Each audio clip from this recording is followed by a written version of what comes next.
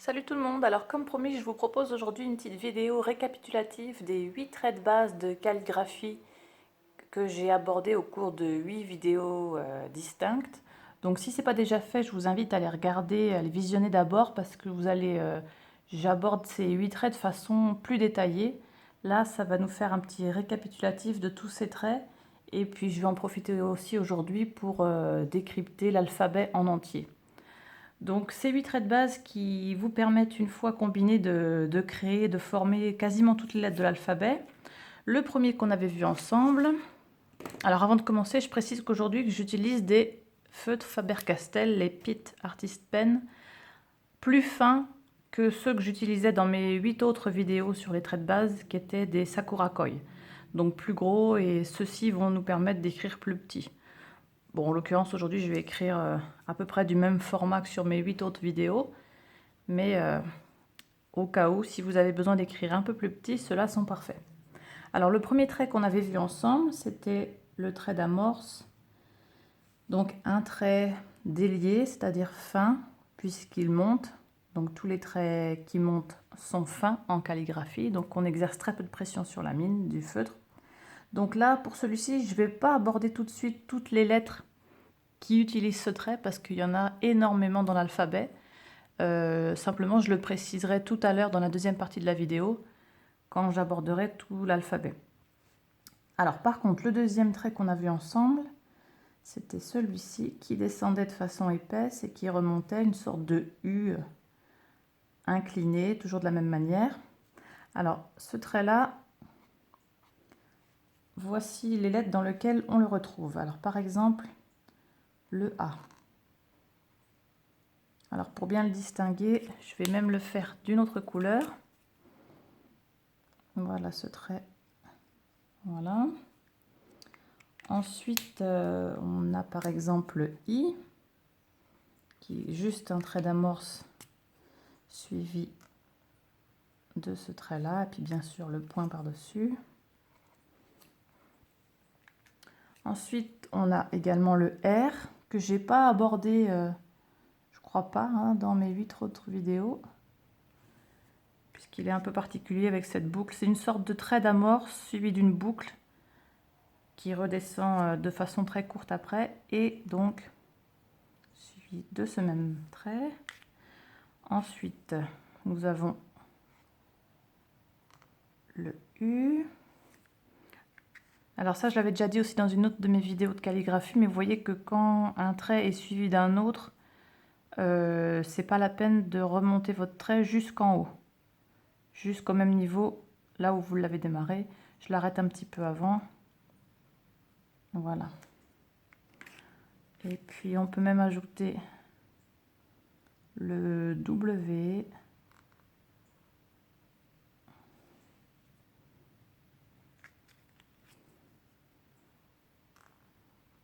Voilà, avec une sorte de petite virgule après. Après, il y a toute la série des le B, le D et le L. On pourrait les inclure dans cette série. Je dis on pourrait parce que... Alors, je fais mes lignes, mes repères. Ma hauteur d'X est là.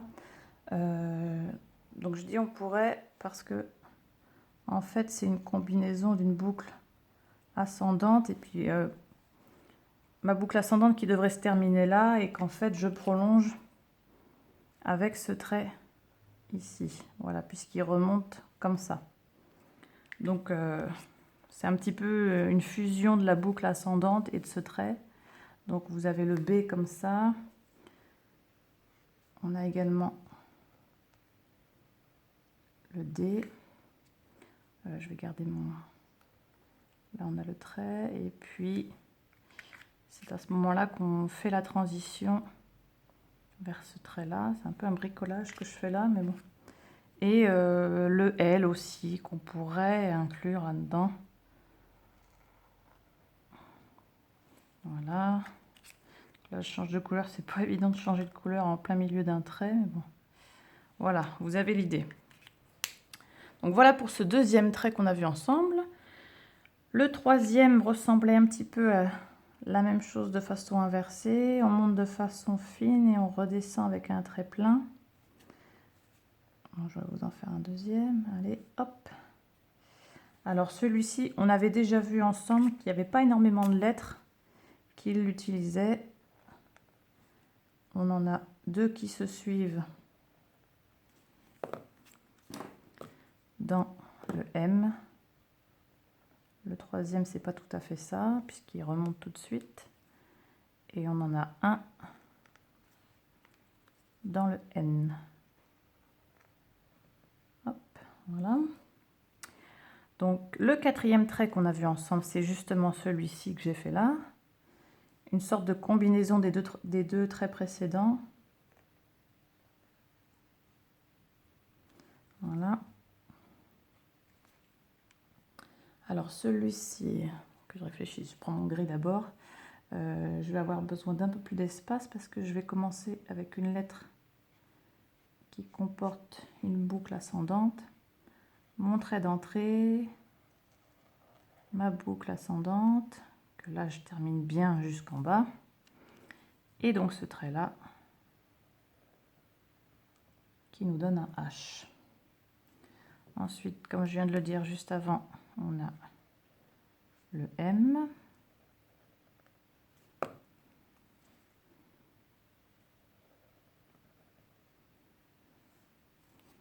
Le N.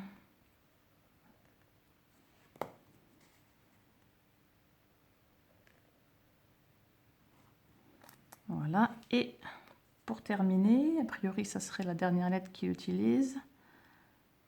Un trait d'amorce.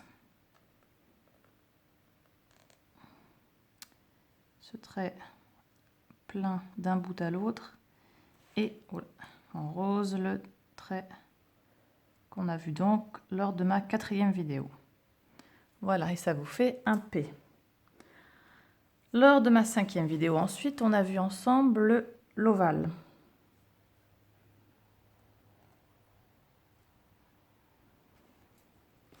C'est un peu plus droit quand même. Voilà. On va en faire un autre. Donc on démarrait juste en dessous de la hauteur d'X. On descendait avec un trait plein. Et puis avant d'atteindre la ligne de base, on repassait à un trait fin, un délié. Alors celui-ci, on l'a. Si on commence par un trait d'amorce suivi d'un ovale. Et ce trait qu'on a vu tout à l'heure, donc le A. Bon, du coup, forcément, on retrouve des lettres. J'aborde plusieurs fois une même lettre, mais bon, c'est pas grave. On a ensuite la même chose, le D. Du coup, je vais être obligée de descendre un peu. On va venir le faire par ici.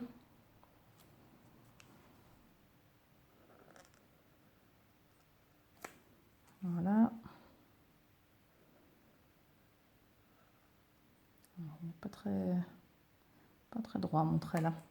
Le D, ensuite, décidément, heureusement que j'ai eu deux couleurs. On a toujours ce ovale. Vous voyez qu'à chaque fois, mon trait d'amorce, je ne le fais pas monter jusqu'en haut. Je l'arrête à mi-parcours. Une boucle descendante qui nous donne un G. Bien sûr, on a également le O. Et puis, on doit avoir la lettre Q avec le ovale. Alors le Q, certains font juste une barre qui descend. Moi, je le fais comme ça, hop. Ça, on va dire que c'est facultatif. Hein. Voilà, donc 1, 2, 3, 4... Non, 1, 2, 3, 4, 5, 6, c'est ça. Sixième vidéo, ensemble, on a vu ce trait plein, vraiment uniforme, plein d'un bout à l'autre, contrairement aux autres traits qui étaient des combinaisons de traits pleins et de traits déliés. Donc là, plein d'un bout à l'autre. On l'a vu juste avant, un trait d'amorce. Ce trait. Donc là, en guise de repère, je pourrais préciser comme ça. Là, on a une hauteur qu'on double en dessous, qu'on devrait doubler au-dessus également, mais là, j'ai pas l'utilité de le faire. Donc, je m'en vais jusqu'en bas. Et cette courbe, ça nous fait donc le P. Et puis, comme je viens de le dire, je vais le répéter quand même. Comme ça, vraiment, j'aborde pour chaque trait toutes les lettres qui utilisent ce trait en question. On a également, pareil, entre guillemets, toutes les lettres avec des boucles. C'est-à-dire le D qu'on a vu là, on a quand même un trait plein assez long, même s'il se termine de façon avec une transition vers un trait fin qui remonte. Et puis le L, toutes ces lettres-là, le H aussi. Et puis une qu'on n'a pas vue encore, mais je vais le faire là. On va la faire là. La hauteur d'X est là. Je double au-dessus. Un trait d'amorce. Ce trait plein. Et qui remonte. Voilà. Donc là, c'est pas... En fait, cette lettre-là, j'aurais pu vous la faire ici, à vrai dire. Mais bon.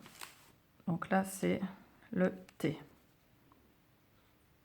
Puis cette partie-là, d'ailleurs, j'aurais dû la faire en gris. Parce que c'est pas mon trait tel qu'il est là. Enfin, vous comprenez l'idée. Hein. Donc voilà. Ensuite, la 7e vidéo qu'on a vue ensemble, c'était la boucle ascendante. Il faut que je refasse mes repères quand même dès que j'ai des traits un peu plus longs. Voilà. Donc on démarrait là à hauteur d'X. Une boucle, on monte avec un trait fin, on redescend avec un trait épais. Voilà, la boucle ascendante. Donc là, avec un trait d'amorce. Toujours, on continue le trait suivant, je vous l'avais déjà dit aussi dans une autre vidéo, en se décalant légèrement vers la droite, en laissant un espace qu'on va venir combler en redescendant. Hop. Donc là, c'est pareil, il y a une transition qui se fait, comme je l'ai dit précédemment, pour faire le B. Ensuite, on a un trait d'amorce, cette boucle. À nouveau, je vais devoir changer de couleur en cours de trait. Ça m'arrange pas, c'est pas évident, mais vous prolongez le trait. Ça vous donne un F. Il est vraiment pas beau mon F là. Faut que je le refasse. Voilà, de façon un peu plus naturelle. Voilà, ouais, bon. Donc voilà. La boucle ascendante qu'on prolonge tout de suite vers une boucle descendante. Ça vous fait le F. Ensuite, on a vu tout à l'heure. Boucle ascendante qui se termine bien ici, suivi pour un H. Non, pardon. Ensuite, quasiment la même chose, ça ressemble beaucoup. Pour faire le K. Alors le K, c'est, je ne l'ai pas abordé parce qu'il y a ces deux petites boucles là à faire. Voilà. Et puis, eh bien, le L, si on veut le mettre là, même si, à nouveau, c'est une boucle ascendante qui est suivie tout de suite d'une transition vers un trait délié qui remonte. Voilà pour la boucle ascendante. Alors bien sûr, j'ai pas de place pour faire le dernier trait. Hop. La boucle descendante. Alors la boucle descendante, on avait vu ensemble qu'on la faisait remonter ensuite. Alors ma hauteur d'X, suivie de 2 fois cette hauteur. Donc on descendait, on remontait avec un trait fin et je le refaisais passer de l'autre côté. Je m'arrêtais pas juste ici.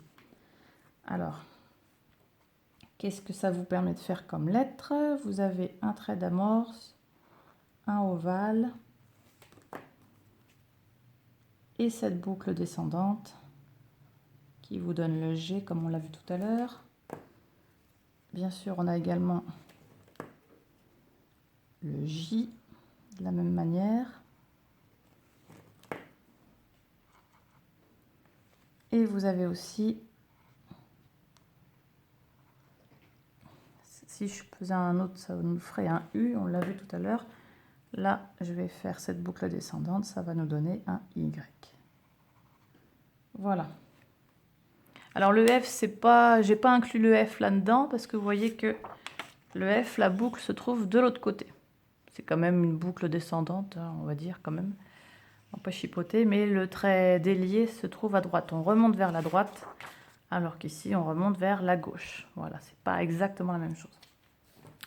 Donc voilà pour ce qui est du récapitulatif sur les 8 traits de base. Donc j'espère que ça va vous aider à récapituler tout ça, surtout avec les couleurs. Vous pouvez le faire pour vous entraîner aussi d'ailleurs, ça, utiliser 2 couleurs différentes, c'est pas mal pour dissocier vraiment les traits les uns des autres. Donc voilà pour cette première partie de la vidéo. Et puis maintenant je vais aborder rapidement, on va dire, tout l'alphabet, parce que malgré tout il reste des lettres qu'on n'a pas abordées. Donc c'est parti. Alors je vais faire, je refais mes repères. Là, la même chose en dessous. Voilà. Allez, révisons l'alphabet. Le A.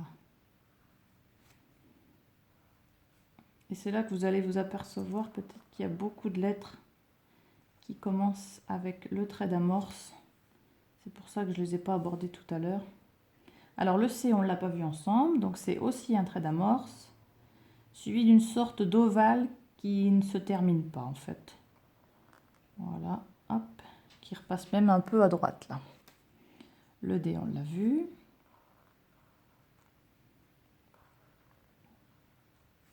Le on ne l'a pas vu, trait d'amorce, et puis une boucle.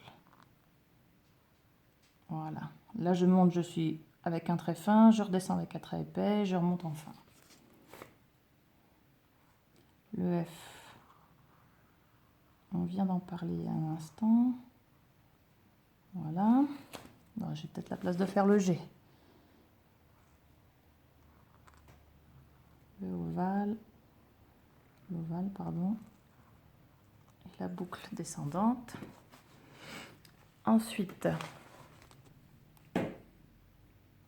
les repères, hauteur d'X, hop, donc j'ai H,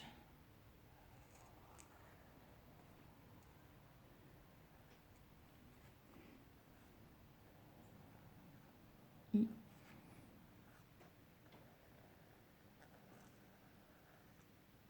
J,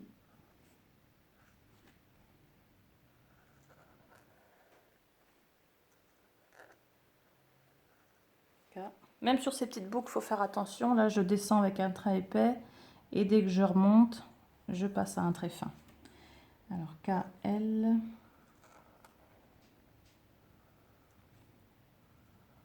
M,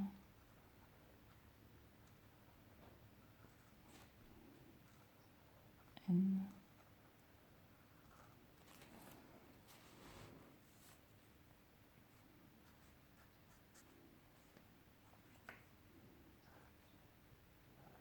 même une lettre comme le O a le trait d'amorce. Elle amène au P. Je fais très attention parce que je serais bien capable d'oublier une lettre au passage. P.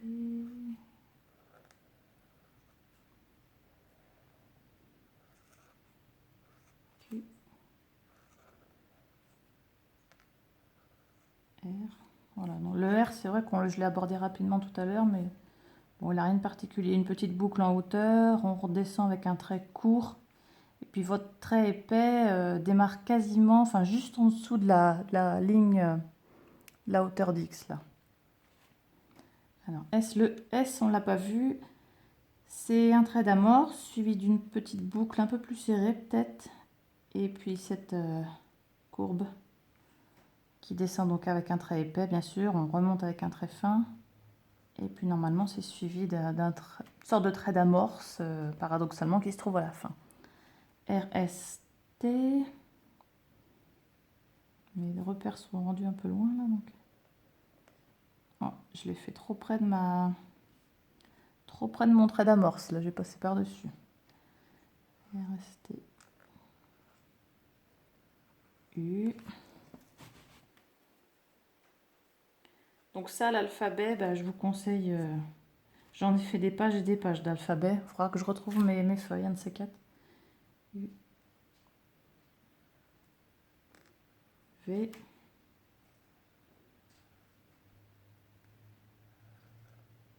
W. Alors oui, le X, pardon, je le fais sans machinalement, mais donc vous montez avec un trait. C'est pas un trait d'amorce, parce qu'un trait d'amorce, vous voyez qu'il est courbé pour exagérer comme ça, alors que celui-ci est plus droit, voire un peu courbé dans l'autre sens. Donc un trait comme ça, vous redescendez avec un trait épais, et puis à nouveau, on remonte avec un trait fin, et puis ensuite un trait qui descend, donc un trait fin. V, W, X, Y, on l'a vu.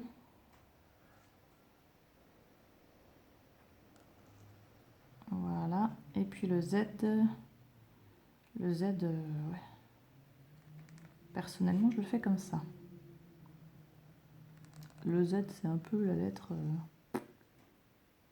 qui me passionne pas, celle-là. Je la fais, voilà, comme ça. Donc voilà l'alphabet en entier, je pense que je n'en ai pas oublié. Voilà, donc ça clôture ma série de 8 vidéos sur les traits de base. Donc a priori, là, vous avez tout ce qu'il faut pour vous entraîner à faire toutes les lettres de l'alphabet. Si jamais vous avez encore des hésitations, des doutes, des questions, vous me les posez dans les commentaires. Et puis, comme d'habitude, je vous réponds dès que je peux. Et puis, en attendant, vous pouvez encore vous abonner à ma chaîne. Il y aura d'autres vidéos de calligraphie qui suivront sur d'autres styles de calligraphie. Et puis, voilà. Donc, je vous dis à très bientôt. Merci.